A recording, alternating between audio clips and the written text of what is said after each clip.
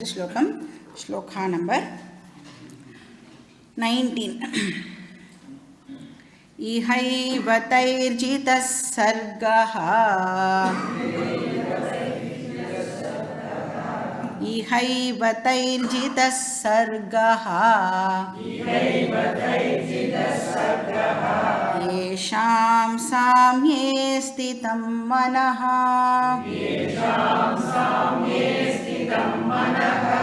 निर्दोषं हि समं ब्रह्म तस्माद् ब्रह्मणि ते स्थिताः. ஸோ இந்த ஸ்லோகமும் ஒரு இம்பார்ட்டண்ட் ஸ்லோகம். இப்போ நம்ம பார்த்துட்டு இருக்கிற எல்லாமே ஒரு ஆங்கிளில் இருந்து வெரி வெரி இம்பார்ட்டண்ட் அப்படின்னு சொல்லலாம்.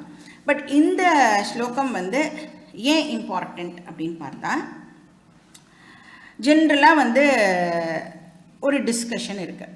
இப்போ மோக்ஷம் அப்படின்னு சொன்னால் எல்லாரும் மோக்ஷம்னா ஏதோ செத்து போனதுக்கப்புறம் மோக்ஷம் அப்படின்னு எல்லாருமே நினச்சிட்டு இருக்கோம். அதுவும் என்னது, செத்து போனதுக்கப்புறம் நான் ஏதோ ஒரு பிளேஸுக்கு ட்ராவல் பண்ணி அந்த மோட்சத்தை அடையணும். இந்த மாதிரி எல்லாம் நிறையா இதெல்லாம் இருக்குது, டிஸ்கஷன்ஸ் எல்லாம் இருக்குது. ஆனால் இங்கே கிருஷ்ணர் ரொம்ப கிளியராக சொல்கிறார், அந்த மாதிரி எங்கேயும் ட்ராவல் பண்ணி அடையிற விஷயமெல்லாம் இல்லை அப்படிங்கிறத இந்த ஸ்லோகம் மூலமாக நமக்கு ப்ரெசென்ட் பண்ணுறார். ஸோ சாமான்யமாக எல்லாரும் மோக்ஷம் அப்படின்னு சொன்னால் இப்போ சிவலோக பிராப்தி, வைகுண்ட பிராப்தி அப்படிலாம் நினச்சிட்டு இருக்காளே, அதெல்லாம் இங்கே இல்லை. மோக்ஷம் அப்படின்னு சொன்னால் இங்கே இப்போ அப்படிங்கிறத இந்த ஸ்லோகத்தில் சொல்கிறார். என்ன சொல்கிறார்? இஹ ஏவ அப்படிங்கிற வார்த்தையை கிருஷ்ணர் யூஸ் பண்ணார். இஹ இவன் இருக்குல்ல, அதை பிரிச்சுக்கணும். இஹ ஏவ, இங்கே இப்போ மோக்ஷம் பாசிபிள் அப்படின்னு சொல்கிறார். யாருக்கு? தைஹி. தைஹி அப்படின்னா போன ஸ்லோகத்தில் மென்ஷன் பண்ணின வாளுக்கு. யாருக்கு சமதர்ஷனம் இருக்கோ, யாருக்கு சமதர்ஷனம் இருக்கோ, யாருக்கு அபேத திருஷ்டி இருக்கோ, அவளுக்கு இங்கே இப்போ மோக்ஷம். இப்போ யாருக்கு சமதர்ஷனம் இருக்கும்? ஞானிக்கு சமதர்ஷனம் இருக்கும். ஞானி எப்படி ஞானியானார்? ஞான யோகத்தை ப்ராக்டிஸ் பண்ணுறதுனால ஞானியானார் இல்லையா? அப்போ மோக்ஷம் அப்படின்னு சொன்னால் ஞானம் அடையிறதுனால மோக்ஷம், அதுவும் இங்கே இப்போ பாசிபிள் அப்படின்னு சொல்கிறேன். ஸோ அவள் என்ன ஆறுது? அவளுக்கு சர்கா ஜிதஹா. சர்க அப்படின்னு சொன்னால் சம்சாரா அப்படின்னு அர்த்தம், பர்த் அண்ட் டெத் சைக்கிள். ஜிதஹானா கான்குவேர் பண்ணுறது, ஜெயிக்கிறது. சர்க ஜிதஹானா சம்சாரத்தை அவள் ஜெயிக்கிறா, பர்த் டெத் சைக்கிள்லேருந்து இப்போது எஸ்கேப் ஆகிறா. அப்படின்னா சம்சாரம் அவளை அஃபெக்ட் பண்ணுறது இல்லை. ஏன்னா இப்போ அவளுடைய விஷன் டோட்டலாக சேஞ்ச் ஆகிடுது. நம்ம இந்த எக்ஸாம்பிள் ஆல்ரெடி பார்த்துருக்கோம். இப்போ ஒரு சமுத்திரம் இருக்கு, சமுத்திரத்தில் அலை இருக்குது. இப்போ அந்த அலை தன்னை ஒரு அலையாக பார்க்கும் பொழுது என்னெல்லாம் தாட்ஸ் வரும் அந்த அலைக்கு? நான் இப்போ பிறந்திருக்கேன், கொஞ்ச நேரத்துக்கு முன்னாடி பிறந்திருக்கேன், நான் இப்போது கொஞ்சம் தூரம் ட்ராவல் பண்ணி போகணும். அப்படியே அது ட்ராவல் பண்ணுறதுக்குள்ளேயே அதுக்கிட்டேருந்து இன்னும் சின்ன சின்ன 2-3 அலையெல்லாம் வந்திருக்கும். ஸோ இது என்னோடய ஒய்ஃப் அலை, இது என்னோடய பையன் அலை, பொண்ணு அலை, அதெல்லாம் அப்படி சொல்லும். அதுக்கப்புறம் அதுக்கு என்ன தோணும்? கொஞ்சம் போய் நான் கரையை ஹிட் பண்ணிட்டேன் அப்படின்னு சொன்னால் என்னுடைய லைஃப் இதோட முடிஞ்சு போயிடும். அப்போ இந்த காற்று இருக்குல்ல, இந்த காற்று தான் என்னோடய லைஃப்பை டிட்டர்மைன் பண்ணுறது. காற்றுனால நான் பிறந்தேன், காற்றுனால நான் மூவ் ஆகிறேன், அப்புறம் காற்றுனாலேயே நான் போய் கரையை ஹிட் பண்ணி என்னோடய லைஃப்பும் இப்போது முடிய போகிறது. அப்போ இதை காற்று தான் இந்த டிசைடிங் ஃபேக்டராக இருக்குது அப்படின்னு ஒரு அலை தன்னை அலையாக நினச்சிருந்ததுன்னா இப்படி தான் பேசும். சப்போஸ் அந்த அலைக்கு விஷன் ஷிஃப்ட் ஆச்சு அப்படின்னு சொன்னால் என்ன ஷிஃப்ட் ஆகும்? விஷன். இப்போ இந்த அலை என்னென்னு அண்டர்ஸ்டாண்ட் பண்ணிக்கணும். நான் அலை கிடையாது, நான் ஜலம். என்னுடைய ரியல் நேச்சர், என்னுடைய சப்ஸ்டன்ஸ் ஜலம். அலை அப்படிங்கிறது ஜஸ்ட்டு நேம் அண்ட் ஃபார்ம், டெம்பரரியா. எப்படி வந்து இந்த ஃபிசிக்கல் பாடி வந்து இன்சிடென்டலாக கொடுக்கப்பட்டிருக்கோ அந்த மாதிரி அந்த அலைக்கும் டெம்பரரியாக வந்து அந்த ஃபார்ம் ஆனது கிடைச்சிருக்கு. ஆனால் அதனுடைய சப்ஸ்டன்ஸ் வந்து ஜலம் அப்படின்னு அதுக்கு புரிஞ்சிடுதுன்னு சொன்னால் அது வந்து நான் இந்த நேரத்தில் தான் பிறந்தேன் அப்படின்னு சொல்லாது. நான் வந்து கொஞ்ச நேரம் கழித்து இல்லாமல் போக போகிறேன் அப்படிங்கிறதையும் அந்த அலை வந்து இப்போது சொல்லாது. ந ஜாயத்தே மிரியதேவா கதாச்சித்து. அப்படியே சப்போஸ் அந்த ஜலம் வந்து சூரியன் வந்து அதை அப்சார்ப் பண்ணி இவாப்ரேட் ஆகி போச்சு அப்படின்னு சொன்னால் கூட அந்த ஜலம் இப்போ என்னவா இருக்க போகிறது? மழை மேகமாக இருக்க போகிறது. அகெயின் மழையாக பொழிஞ்சு நதி மூலமாகவோ வேறு எதுவும் மூலமாகவோ வந்து அகெயின் இது ஓஷியனுக்கு தான் வரப்போகிறது. அப்போ இந்த பெர்ஸ்பெக்டிவ் ஷிஃப்ட் இருக்கு இல்லையா, நான் பிறக்கிறது இல்லை, நான் வந்து இறக்கிறதும் இல்லை அப்படிங்கிறது தான் இந்த இடத்துல வந்து நாம் ஞானம் அப்படின்னு சொல்கிறோம். இப்போது இதே வந்து ஒரு மனுஷனுக்கு இதே எப்படி அப்ளை பண்ணினோன்னா என்ன ஆகும்? மனுஷன் வந்து என்ன இப்போ அண்டர்ஸ்டாண்ட் பண்ணிக்கணும், இந்த ஃபிசிக்கல் பாடி வந்து டெம்பரரியாக எனக்கு கொடுக்கப்பட்டிருக்கு, இந்த ஃபிசிக்கல் பாடி அழிஞ்சு போகும். ஏன்னா பிறந்தது அப்படின்னு சொன்னால் எது பிறக்கிறது? இந்த ஸ்தூல சரீரம் தான் பிறக்கிறது. நல்லா ஞாபகம் வச்சுக்கணும், நம்மளுடைய அம்மா அப்பா வந்து ஸ்தூல சரீரத்துக்கு தான் காரணம், சூக்ஷ்ம சரீரத்துக்கு இந்த அம்மா அப்பா காரணம் இல்லை. எந்த அம்மா அப்பாவும் வந்து சூக்ஷ்ம சரீரத்துக்கு காரணம் இல்லை. அப்போ டெம்பரரியாக இந்த ஃபிசிக்கல் பாடி வந்து நமக்கு கிடச்சிருக்கு. நான் வந்து இது மூலமாக வந்து கொஞ்ச காலத்துக்கு டிரான்சாக்ட் பண்ணுறேன், அப்புறம் டிரான்சாக்ஷனை நிறுத்திக்கிறேன். டெய்லி நான் அதை பண்ணுறேனே இல்லையா? டெய்லி நான் தூங்க போகிறேன், நான் தூங்க போகும் பொழுது இந்த ஃபிசிக்கல் பாடியை நான் யூஸ் பண்ணுறதே இல்லையே. அப்படி நான் ஃபிசிக்கல் பாடியை யூஸ் பண்ணாத போது கூட நான் கண்டினியூ ஆறேனா இல்லையா? அந்த மாதிரி டெத் அப்படின்னா என்னது? ஒரு டெம்ப்ரரி கேப், டிரான்சாக்ஷன் எல்லாம் ஸ்டாப் ஆகுது. மறுபடியும் நான் வேறு ஒரு ஃபிசிக்கல் சரீரத்தை எடுத்துட்டு டிரான்சாக்ட் பண்ண போகிறேன். இப்போ நாம் வந்து அலைன்னு எடுத்துக்க போகிறோமா இல்லைன்னா ஜலம்னு எடுத்துக்க போகிறோமா? இங்கே தான் வந்து அந்த பெர்ஸ்பெக்டிவ் சேஞ்ச் வந்து வெரி வெரி இம்பார்ட்டண்ட். இப்போ இங்கே வந்து சமதர்ஷன ஸ்திதம் அப்படின்னு சொல்கிறார். அப்போது டிரான்சாக்ட் பண்ணும்போது மட்டும் ஞாபகம் வருது இல்லை, அது இந்த சமதர்ஷனம் அப்படிங்கிறது ஆல் த டைம் என்னுடைய பேக்ரவுண்டில் இருக்கும். ஸ்திதம் அப்படின்னு சொல்கிறார், அதிலேயே எப்பொழுதும் நிலச்சி இருக்கிறது. அதுக்காக இப்போ நம்ம யாரோ புதுசாக நம்மளை பார்க்குறான்னு வச்சுக்கோங்க, நீங்கள் யார் அப்படின்னு கேட்டால் என்ன ஆன்சர் பண்ணுவேன்? ஸ்தூல சூக்ஷ்ம காரண சரீர வத்திரிக்தா பஞ்சகோஷாதீத சன் அவஸ்தாத்ரே சாட்சி அப்படி எல்லாம் சொன்னால் தேங்க்யூ தெரியாமல் உங்ககிட்ட பேச வந்துவிட்டேன் அப்படின்னு சொல்லிட்டு கிளம்பி போயிடுவான். அப்போ வேர்ல்டுலி பர்பஸுக்கு, வேர்ல்டுலி டிரான்சாக்ஷன்ஸுக்கு எல்லா விதமான டிஃபரன்சஸையும் நாம் அப்ரிஷியேட் பண்ணித்தான் ஆகணும். நீங்கள் யாருன்னு கேட்டால் வேறு வழியே இல்லை, நம்மளோட பயோடேட்டாவை நமக்கு பிடிக்கும் இல்லையா, நம்மளோட பயோடேட்டாவையும் எல்லாருக்கும் எடுத்து சொல்கிறதுக்கு I am so and so, son of so and so, daughter of so and so, நான் இவ்வளோ படிச்சிருக்கேன், இந்த கம்பெனியில் வேலை பார்க்குறேன், இந்த போஸ்ட்டில் இருக்கேன், இல்லைனா நான் வீட்டில் இவ்வளோ வேலை பார்க்குறேன், ஏதோ ஒன்று என்னை பற்றி எனக்கு சொல்லணுன்னா பிடிக்கும் இல்லையா, அதையே நீங்கள் கண்டினியூ பண்ணணும். எதுக்கு? டிரான்சாக்ஷன் பர்பஸுக்கு அதெல்லாம் அலோட். ஆனால் பேக்ரவுண்டில் எனக்கு என்ன இருக்கணும்? தம்பூரா ஸ்ருதி என்ன இருக்கணும்? அகம் ஆத்ம சைத்தன்யம் அப்படிங்கிறது நமக்கு ஞாபகம் இருக்கணும். ஏன்னா இப்போ யாராவது நீங்கள் யார் அப்படின்னு கேட்கும் பொழுது எப்படி ஆரம்பிக்கிறோம் ஆன்சரை? அந்த நான் வந்து கரெக்டு தான். ஏன்னா ஐ ஆம் அப்படின்னு சொல்லும் பொழுது என்ன மீன் பண்ணுறோம்? ஐ அப்படிங்கிறது வந்து கான்ஷியஸ்னஸை ரெஃபர் பண்ணுறது, ஆம் அப்படிங்கிறது வந்து எக்ஸிஸ்டன்ஸை ரெஃபர் பண்ணுறது. அது வரைக்கும் எல்லாருமே கரெக்டாக தான் சொல்கிறோம், அதுக்கப்புறம் தான் பாக்கி எல்லாத்தையும் வந்து போடுறோம். அப்போ அந்த ஐ ஆம் வரைக்கும் வந்து கரெக்டு. ஸோ இதை வந்து நாம் பேக்ரவுண்டில் வச்சுக்கணும். அதனால் ஞானி எப்படி இருப்பா? பிரம்மணி ஸ்திதா நிர்தோஷம் ஹி சமம் பிரம்ம, பிரம்மத்திலேயே அவள் வந்து நிலச்சி இருப்பா. ஏன்னா அந்த பிரம்மன் எப்படிப்பட்டது? நிர்தோஷ பிரம்மன்னா நித்திய சுத்தகா, அதுக்கு எந்த விதமான தோஷமும் இல்லை.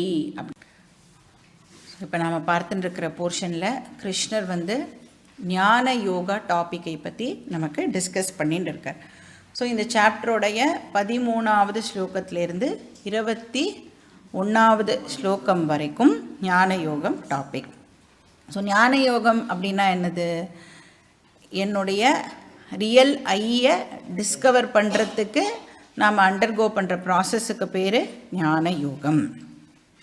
இப்போ இந்த ரியல் ஐ டிஸ்கவரி இருக்குல்ல, நம்ம பார்த்துருக்கோம் ஒரு இண்டிவிஜுவலும் 2 காம்பனன்ட்ஸோடைய மிக்சர் அப்படின்னு பார்த்துருக்கோம். அதில் ஒரு ஐ வந்து அன்ரியல் ஐ, இன்னொரு ஐ வந்து ரியல் ஐ அப்படின்னு பார்த்துருக்கோம்.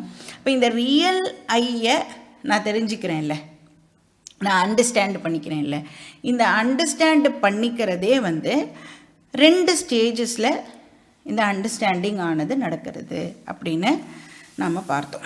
ஸோ ஃபஸ்ட்டு ஸ்டேஜ் என்ன அப்படின்னா, நான் இந்த பாடி மைண்டு சென்ஸ் காம்ப்ளெக்ஸ் கிடையாது. இது வந்து ஃபஸ்ட்டு லெவல் ஆஃப் அண்டர்ஸ்டாண்டிங். அப்போனா நான் யார்? நான் வந்து பாடி கிடையாது, நான் மைண்டு கிடையாது, நான் சென்ஸ் ஆர்கன்ஸும் கிடையாது. அப்படின்னா நான் யார்? நான் வந்து கான்ஷியஸ்னஸ். இப்போ நான் கான்ஷியஸ்னஸ் அப்படின்னா நான் என்ன பண்ணுறேன்? இப்போது கான்ஷியஸ்னஸ் ஆகிய நானே இந்த பாடியை இப்போது பர்வேடு பண்ணின்னு இருக்கேன். அப்போது ஃபஸ்ட்டு லெவல் ஆஃப் அண்டர்ஸ்டாண்டிங் என்ன அப்படின்னா, நான் அனாத்மாலேருந்து வேறான பிரின்சிபிள், அனாத்ம வியதிரிக்த ஸ்வரூபா. வியதிரிக்தம்னா என்ன அர்த்தம்? டிஃபரெண்ட் ஃப்ரம், வேறான அப்படின்னு அர்த்தம். இப்போ நான் யாருன்னா அனாத்ம வியதிரிக்த ஸ்வரூபா அகம் அஸ்மி. இப்போ சப்போஸ் இந்த பாடியை வந்து நம்ம தத்துவபோதத்தில் படித்தோம், ஆயத்தனம் அப்படின்னு படித்தோம் இல்லையா? வசிக்கும் இடம் அப்படின்னு படித்தோம். இப்போ இந்த பாடியை வந்து வசிக்கும் இடம் அப்படின்னு சொன்னால், அதாவது க்ஷேத்திரம் அப்படின்னு சொல்லலாமா? வசிக்கிற இடத்த வந்து நாம் பிளேஸ், க்ஷேத்திரம் அப்படின்னு சொன்னால், அப்போ நான் யார் அப்படின்னா இந்த க்ஷேத்திரத்தில் வசிக்கிற க்ஷேத்ரஜ்ஞா அகம் அஸ்மி. ஸோ இது வந்து ஃபஸ்ட்டு ஸ்டேஜ் ஆஃப் டிஸ்கவரி. ரெண்டாவது என்னது? இதுதான் இம்பார்ட்டண்ட். இப்போ நான் வந்து நான் கான்ஷியஸ்னஸ், நான் வந்து இந்த பாடியை பர்வேடு பண்ணுறேன் அப்படின்னா, நான் வெறுமை இந்த பாடியை மட்டுமா பர்வேட் பண்ணுறேன்? நான் ஆல் பர்வேடிங் அப்படின்னு சொன்னால், இப்போ எவ்வளோ பாடிஸ், ஃபிசிக்கல் பாடிஸ் இருக்கோ அவ்வளவு ஃபிசிக்கல் பாடிஸையும் இப்போது நான் பர்வேடு பண்ணுறேன். இப்போ பாடிஸ் அநேகம், நான் கான்ஷியஸ்னஸ் ஆகிய நான் ஏகம். இப்போ அந்த அத்வைத கான்ஷியஸ்னஸ் நான். இப்படி நான் வந்து என்னுடைய ரியல் நேச்சரை டிஸ்கவர் பண்ணினதுக்கப்புறம் நான் இப்போ மற்றவாளையெல்லாம் பார்க்கும் பொழுது அவளையெல்லாம் நான் எப்படி பார்ப்பேன்? இப்போ எனக்கு என்னுடைய ரியல் ஐ தெரிஞ்சிடுது அப்படின்னு சொன்னால், இப்போ எனக்கு ஆப்போசிட்டில் இருக்கிறவாளையெல்லாம் நான் இப்போ எப்படி பார்ப்பேன்? என்னுடைய ரியல் ஐயுடைய நேச்சராக தான் நான் எல்லாரையுமே என்னால் பார்க்க முடியும். ஏன்னா இருக்கிறது நான் மட்டும்தான். இப்போ இதே நான் வந்து என்னுடைய ரியல் ஐயை அண்டர்ஸ்டாண்ட் பண்ணிக்கல, நான் வந்து இன்னும் அந்த அன்ரியல் ஐ, நான் வந்து இந்த பாடி அப்படிங்கிற அண்டர்ஸ்டாண்டிங்கோடு இருக்கிற ஒரு பர்சன் அப்படின்னு சொன்னால், இப்போ நான் இது தாப்பில் இருக்கிற வாழெல்லாம் எப்படி பார்ப்பேன்? நான் என்னை எப்படி பாடின்னு நினைக்கிறேனோ அந்த மாதிரி தான் ஆப்போசிட்டில் இருக்கிற வாழையும் வந்து ஃபிசிக்கல் பாடி அப்படின்னு தான் பார்ப்பேன். ஸோ லாஸ்ட் கிளாஸில் சொன்ன மாதிரி, நான் எப்படி என்ன பார்க்கிறேனோ அந்த மாதிரி தான் நான் இந்த வேர்ல்டையும் பார்ப்பேன். இப்போ என்னுடைய விஷனில் சேஞ்ச் இருந்ததுனா தான், ஆர் என்னுடைய பெர்ஸ்பெக்டிவில் சேஞ்ச் இருந்தது அப்படின்னா தான் வேர்ல்டை நான் பார்க்குற விதமும் மாறும். Very very important point. இப்போ ஞானியுடைய கேஸில் ஞானி வந்து தன்னை என்னவா பார்ப்பார்? ஆத்மாவாக தான் தன்னை பார்ப்பார். அதனால எல்லாரையும் எப்படி பார்ப்பார்? அதே ஆத்மாவாக தான் எல்லாரையும் பார்ப்பார். இப்போ என்ன எக்ஸாம்பிள் ஞாபகப்படுத்திக்கணும் இதுக்கு அப்படின்னா, வேவ் ஓஷன் எக்ஸாம்பிளை ஞாபகப்படுத்திக்கணும். அலை சமுத்திரம். இப்போ சப்போஸ் அந்த அலைக்கு மட்டும் சிந்திக்கிற திறனும் பேசுகிற திறனும் இருந்தது அப்படின்னு சொன்னால், இப்போ இந்த அலை வந்து தன்னை ஒரு அலையாக பார்த்தது அப்படின்னா, அதாவது நான் ஒரு இண்டிவிஜுவல் அப்படின்னு இந்த அலை வந்து இப்போ நினச்சிது அப்படின்னு சொன்னால், அப்போ மற்ற அலைகளையும் அது எப்படி பார்க்கும்? அதே மாதிரியே இன்னொரு இண்டிவிஜுவலாக தான் அது பார்க்கும். நான் எப்படி வந்து இன்னும் கொஞ்சம் நேரத்தில் அழிய போகிறேனோ அதே மாதிரி தான் மற்ற அலைகள்லாம் கூட இப்போது அழிய போகிறது. சப்போஸ் அந்த அலைக்கு தன்னுடைய ரியல் நேச்சர் தெரிஞ்சிடுது அப்படின்னா, அலையோட ரியல் நேச்சர் என்னது? அதாவது நான் வந்து வாட்டர் தான், என்னுடைய சப்ஸ்டன்ஸ் இருக்கே அது வந்து ஜலம். அப்போ இந்த அலை அப்படிங்கிறது வெறும் நேம் அண்ட் ஃபார்ம். என்னுடைய சப்ஸ்டன்ஸ் ஜலம் அப்படின்னு அந்த அலைக்கு இப்போ சப்போஸ் தெரிஞ்சிடுது அப்படின்னா, அது இப்போ மற்ற அலைகளை எல்லாம் பார்க்கும் பொழுது என்னவா பார்க்கும்?